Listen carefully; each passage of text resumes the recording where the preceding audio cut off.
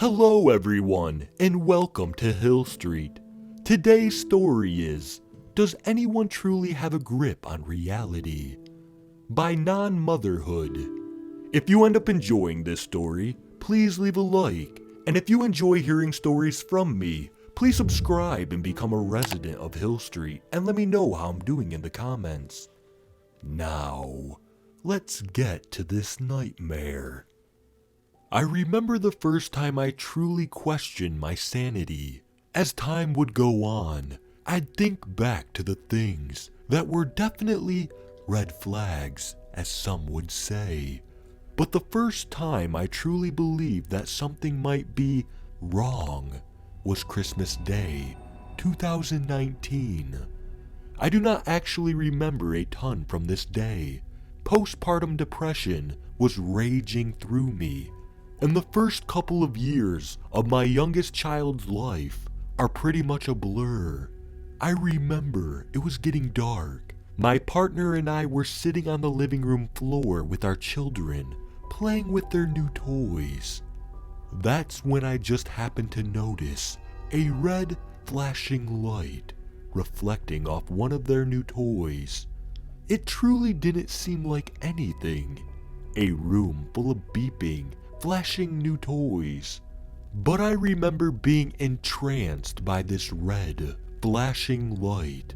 I tried to glance around and find the source. I was only seeing the reflection, but I could not locate where this was coming from. And just as soon as I started racking my brain around, trying to figure out what was happening, it stopped flashing. It was silly. It was nothing. Not worth mentioning, though it could be noted as the beginning. A few weeks go by. Time doesn't really matter. I know it was fairly sooner after my first incident, but as I said before, dates, times, life is just a blur. My partner and I were heading home, kids in tow, after a long, pleasant evening with my parents at their home. Not sure what time it was, but it was dark outside. My partner driving. We head down a long hill with a stoplight at the end. A road we've driven a million times before. I look ahead and notice the stoplight. It's red, but it's not a solid red light. It seems to be fading in and out, red to black. I am all of a sudden hyper-focused on this light. Was this normal? Do red lights always fade in and out like this, and I just never notice? But again, before I could even articulate what I was seeing, the light turned to green. A normal, solid green light. I asked my partner if he noticed the red light wasn't solid, and he seemed confused. Said he hadn't noticed anything. These were the moments, the small instances that made me question my whole reality. It seems so silly. These are such small things, unverifiable things, things no one else could vouch for, things no one around me noticed. But being in an already fragile mental state, I was in a tailspin. The front door to our home, our beautiful dream home, was bright red. The only red door in the neighborhood. This cookie-cutter neighborhood where every house was almost identical, but my door was red. What did this mean? Why did I cringe every time I saw the door? The unique red door that stood out to me so much while looking for a home. The red door that I loved so much now made me question my reality every time I saw it. Red became a trigger. Again, these are silly things that otherwise would mean nothing. But having a red door made me never want to leave the house. I didn't want to see it. I didn't want to have to open that door. I suppose this is when I started my isolation. This also happened to be the start of the COVID pandemic, so staying home wasn't weird. Staying away from people wasn't weird. We end up moving to a new city early into 2020. I was truly excited. A fresh start, closer to my family. I'd be able to see them more, get more help with the kids, as my partner worked long hours and wasn't home much. This move didn't make a ton of sense from the standpoint of moving further away from his work, but getting to be closer to family was very important. I was struggling. I was in therapy. I needed all hands on deck. Though, as with most things the last few years, COVID messed that up. My family wouldn't see me or my children because of the pandemic. I went for over 6 months with no face-to-face interactions with anyone outside my partner and children. So now, I'm stuck at home with 3 small children, with even less help from my partner as he works so much and now was significantly farther away, and no familial help. Our new home was less than perfect as well. It had a red door as well. Silly little things, like the children's bedroom was always much colder than the rest of the home. They were scared of it. They called it the spirit room. They'd sleep with me. I was being touched, grabbed, climbed on all day, and slept on all night. I'd hear the scurrying of little feet running down the long hallway while my boys would sleep. I'd hear doors closing. I'd hear knocking on the front door. I'd find things had been moved from their rightful spots. My partner oblivious to what was going on around us. He always had logical explanations for everything. But he wasn't there. He wasn't experiencing these things. I was living them, though no one around me was noticing. Why was I the only one noticing? I still remember getting caught up in that Reddit thread about living in a simulation. I delved too hard into that realm. I had to do a keyword block ultimately, so I wouldn't see this type of thing anymore. I was cognitively aware enough to know that my psyche couldn't handle it. I knew that it wouldn't take very much for me to truly believe that I was, in fact, living in a simulation. But blocking the post from coming up wasn't a fix-all type of cure. I'd catch myself spiraling. My oldest child had very frequent nosebleeds, the kind that would keep coming and coming. Sometimes in his sleep, he'd wake me up, covered in blood, red. In my half-awake stupor, I'd clean him up, get him tucked back in, and spiral. This isn't real. None of this is real. The kids aren't real. My partner isn't real.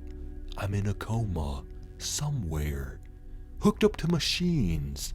I'd stay up all night, afraid I'd wake up in a hospital bed, being told that I'd created this life of nothing. I'd wake up without my boys, so instead, I'd lie awake, with a sweaty baby clinging to me. I'd breathe in the scent of his hair. I'd squeeze his little foot. I'd calm myself. I'd say, "This is real. It has to be. Can you hold something that isn't real? Can you smell something that isn't real?" I ultimately decided to confide in my partner in a more lighthearted, I'm only kind of serious, but actually it's really serious type of way. I explained the simulation thing. I expressed that I truly felt that it would take minimal convincing for me to actually succumb to the belief that I was, in fact, living in a simulation. I'm afraid, though, that I might have been a little too lighthearted. He began to joke about it. He began to speak in a monotone voice at me. "This isn't real. I'm not real. Wake up." And I'd laugh it off, but he'd keep going. He'd leave for work and tell me I'll be back later, or maybe not, since I'm not real. I'd tell him to stop. I'd tell him it scared me when he acted this way. It made me question my entire life, every move I made. I was on the edge of reality, teetering back and forth. I knew it was a difficult balancing act, but I didn't want to tell anyone else. I didn't want to be vulnerable again. I didn't want anyone else intentionally making me question my reality. So I'd lie awake at night, sniffing my baby's head, squeezing his little feet any time I needed to be brought back to reality. I ended up having to drive out of town, a few cities over, to pick up my sister from the airport. It was the longest I'd been away from the kids in years, probably the longest I'd been alone in even longer. I don't remember much of this drive. It's a pretty barren road in the desert, not much for sightseeing, but off in the distance, I saw a stoplight. It was red. It was fading in and out. I lose memory from this point. I awoke in the hospital. I crashed, apparently. Single car accident. I suppose it was a little apparent that I wasn't in a great frame of mind. Or maybe they suspected I had a brain injury. They asked me so many questions. Is there anyone we can call? I said to call my partner, but I couldn't remember the number. How could I not remember his phone number? It's been his number for 10 years. How could I not remember? I asked if they had my phone. His number would be there, but it wasn't. Maybe something happened to my phone in the accident. It's fine. It'll come back to me. Can you verify the make and model of your vehicle for the police report? Ah, yes. I remember that one. A Toyota Sienna for sure. Lots of room for the car seats. But I clarified the kids weren't with me, just in case they'd worry. I was met with confused looks. The vehicle we pulled you out of was a Ford Focus. Did you borrow someone else's car? I was confused. I didn't quite know how to answer that one. I definitely did not borrow someone else's car. I definitely was driving my van. Neither I nor my partner owned a Focus. He drove a Dodge Ram, which I actually never driven before.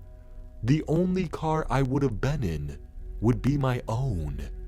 I had a moment of what I thought was clarity, and I remembered that my car insurance information was saved on my phone. I always made sure to have an updated copy of my insurance card saved, just in case I didn't have cell service if I was to get pulled over. I pulled up my card, and to my disbelief, the card read, 2014 Ford Focus SE. I broke down.